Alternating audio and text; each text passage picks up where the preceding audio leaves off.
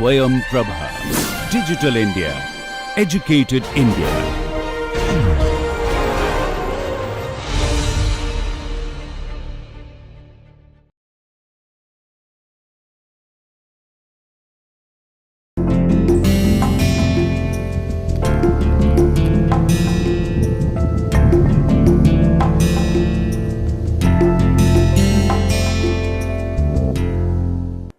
Good morning, friends.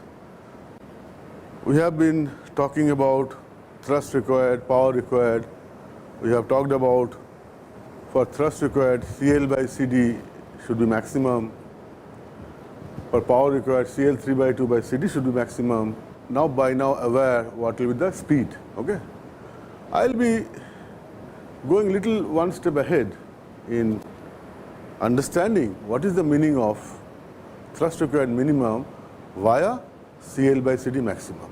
Okay, so this is thrust required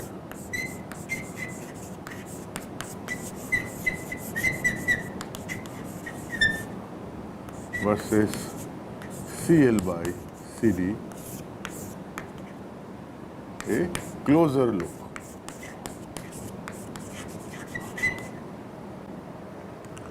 Okay, let us see.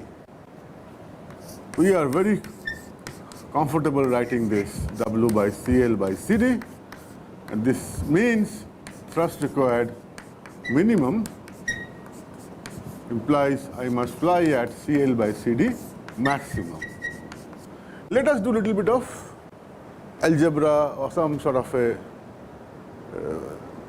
little mathematical insight into this CL by CD max.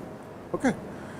See, we know CD is CD naught plus KCL square, and we know that this is parasite drag and KCL square is the induced drag. All these things are very clear to us. Now, if I ask a question, what is that CL I should fly so that CL by CD is maximum? If I want to find out mathematically, I can follow this few steps and get an answer. This I will write CL by CD as CL by CD naught plus KCL square, and I will differentiate dCl by CD by CL, and if I do that, I find CD naught plus KCL square into 1 minus CL into 2 KCL divided by CD naught plus KCL square whole square. Now, next step is I find the turning point. So, I put this equal to 0. If I put dCl by CD by CL equal to 0, then I get an expression CD naught plus KCL square minus 2 KCL square equal to 0, or I get the popular expression CL equal to under root CD naught by K. As simple as that. Okay. You can check the second derivative to see if it is indeed a condition of maxima. Right? The second derivative should be less than 0. Okay.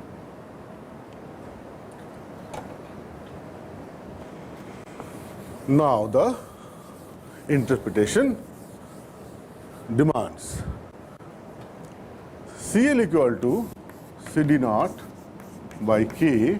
When I write like this, you know, once I solve this, what did I get? I get CD naught equal to K CL square. How do I give an interpretation?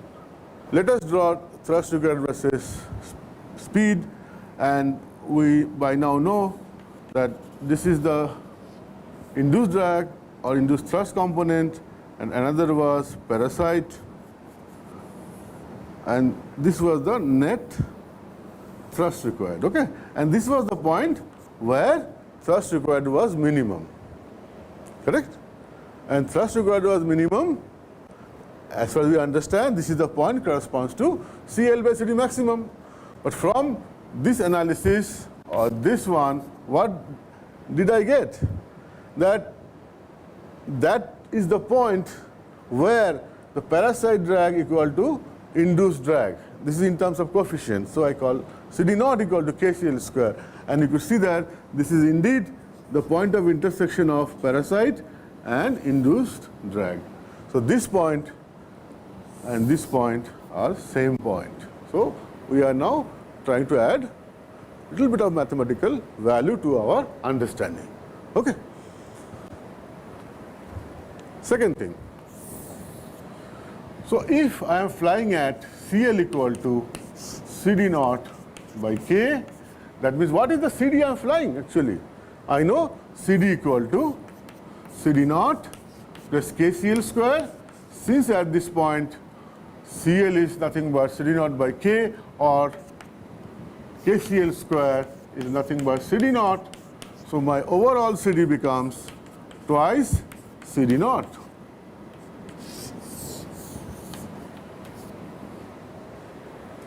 This is very important. So you can understand, if you are flying at thrust required minimum, that means the airplane designer should ensure that CD naught should be as low as possible. Okay?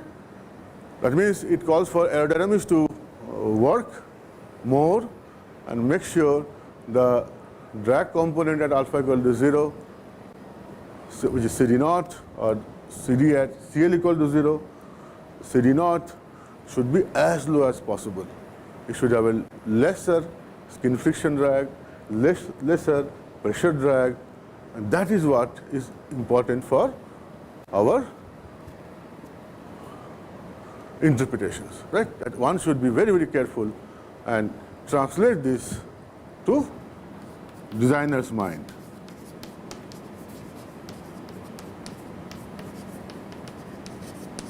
Okay. Now, the second part you see. See, for flying with thrust required minimum, we have this. Flying with power required minimum, we have already seen that it is 3 CD naught by K.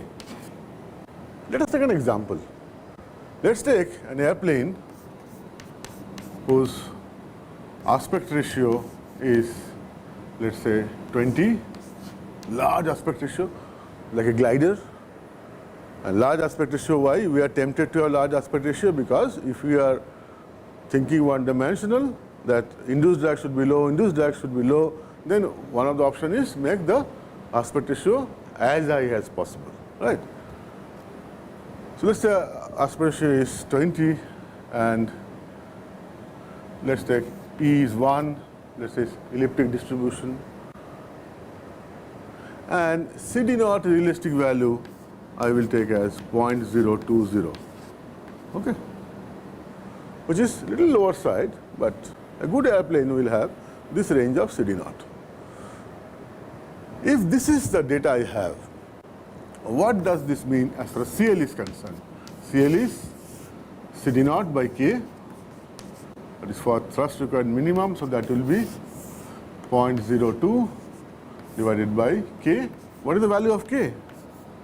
K is 1 by pi aspect ratio E, and that is 1 by pi into 20, and into 1 I have taken the value of E, assuming perfect elliptic distribution. So K is basically roughly equal to 1 by 60, right? The approximate, with pi I have taken just 3, not 3.1416. So if I put that value of K in this expression, what the CL I get is 0.02 into 60. And that is, if I calculate, it will be around 1.1, because this is around 1.2. Okay, under root of 1.2 is 1.1. So what is the message? The message is, if I want to fly at thrust required minimum, the CL should be 1.1. Now, the moment CL is 1.1, I get an alarm. I immediately see what is the CL versus alpha for my aircraft. And we know that this maximum value is for normal case without any high lift devices, etc., etc. This value is typically for most of the business aircraft of 6-seaters, 7-seaters, 8-seaters. They are around 1.2. Even without any high lift devices, most of the airplane will have CL maximum value of around 1.2. Now you are demanding the pilot to fly at CL 1.1. See the problem. Slide, already he is operating somewhere here. So he is near this region. So just putting up a condition that CL you need 1.1 is not sufficient. Okay? So your design should ensure that whatever CL you are demanding to get thrust required minimum, it should be consistent with this back of mind. Are you able to get this understanding? Because you will see the seriousness. If I want to fly at CL power required minimum, then the CL value will be furthermore root 3 times 1.1. Where from will get the CL from normal aircraft? So the question comes, should we go for aspect ratio 20? All the induced drag was reducing, but there are so many other issues.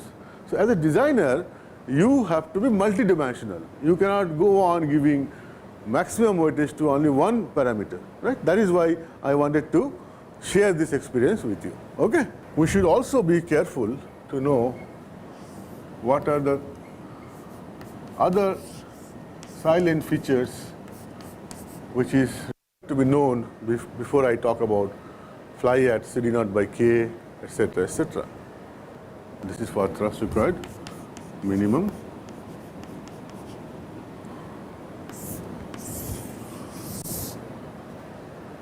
This is fine that you need to fly at CL equal to CD naught by K to ensure thrust required minimum. Nobody is contesting that. But what is our main purpose? Main purpose is I want to fly at a particular altitude. Let's say that altitude is rho. I am talking about density. My purpose is I have to ensure that lift equal to weight. That is, I have to ensure that half rho v square SCL is equal to weight. And that means I need to fly at 2 W by S by rho CL, and the CL is nothing but dictated by this for thrust required minimum. So this is 2 W by S rho CD naught by K. Now see, interesting part. If you are flying at a particular altitude, the velocity should be this much to ensure that thrust required is minimum. When you are flying, flying means you are cruising at altitude where density is rho. But this will give some value of V. Okay? Now, where from I will get the V? The moment there is a V, I know that I need to have an engine which should be able to give me enough power or thrust to generate that V. That is, thrust equal to half rho V square S CD. Okay. I need to have enough thrust so that I get this much of V, because as the V is increased or for a particular V, this airplane will experience a drag. So I have to ensure that my engine is enough powerful to give that much of thrust. So there, again I go back to the engine side.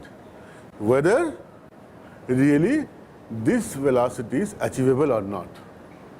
If it is achievable, fine. If it is not, then I will be, if I want to reduce this V, I will try to play around with the wing loading, W by S. I will try to reduce the wing loading. Okay? And that is how this iteration will go on happening. Right? And finally you get a configuration where you are giving enough bandwidth to your pilot so that he can get those solutions by looking at the instrument, getting those numbers and maneuvering the airplane to that conditions. Because if your design doesn't have those conditions which can be expected by a pilot, then he will not be able to fly at that conditions. So it's the primary role of a designer to make sure you have given all those solutions in the design itself, and the pilot starts gaining into those domains and try to fly the way it should be flown. Okay?